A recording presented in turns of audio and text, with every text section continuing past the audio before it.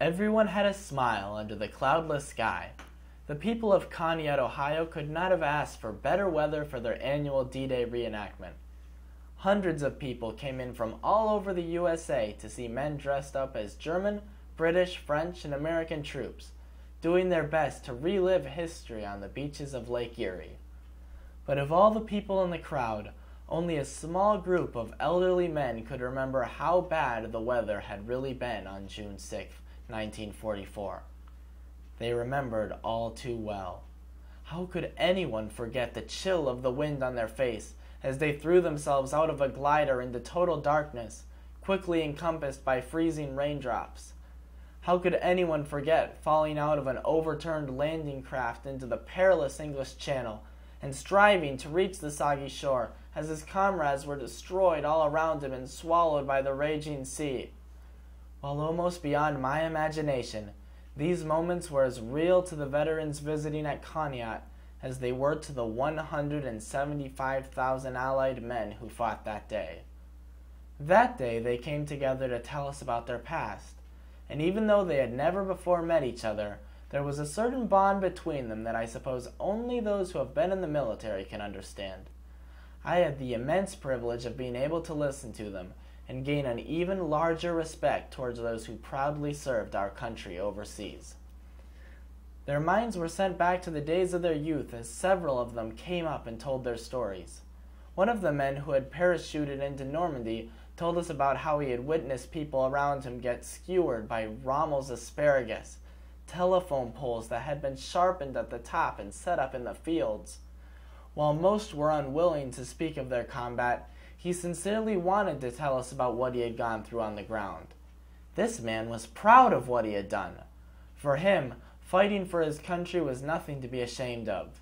But as he tried to tell us about the battles he and his fellow soldiers had fought so hard in, his hand began to shake and his eyes started to tear up. He told us that even though the war was almost 70 years in the past, his doctor still wouldn't let him speak of it because he would go into shock. The men who fought abroad put more than just their physical well-being on the line. They put their mental health at risk. And so many of them, like this man, did it proudly, putting all their hearts into it.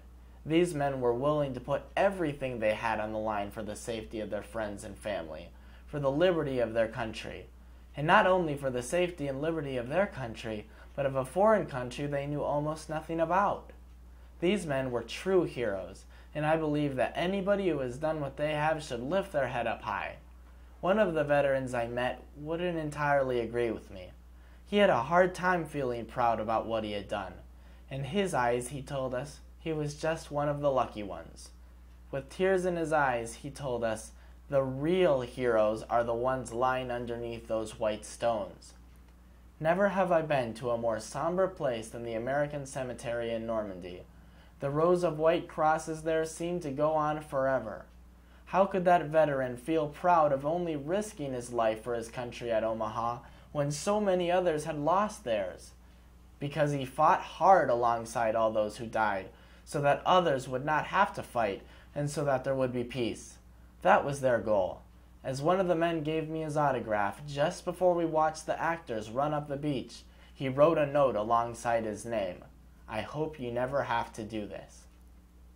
We must remember that what they did was great, and respect their wishes by praying for the day when no American soldiers are at war.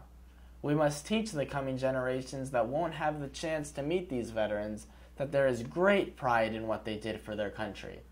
And we must remember that men like them did not just exist in the 1940s. Men like them served in Vietnam, Kuwait, and Iraq, and even today there are men choosing to fight in Afghanistan when they could be living comfortably at home. They were not drafted. They stepped up out of their own free will to fight for our liberty and the liberty of others. They are sacrificing their own happiness for something greater than themselves. Just like their great-grandfathers, they fight for peace in a foreign country they know little about. Just like their great-grandfathers, they die for our country even as I speak. And just like their great-grandfathers, they have the right to take pride in what they are doing and deserve the highest respect America can give them.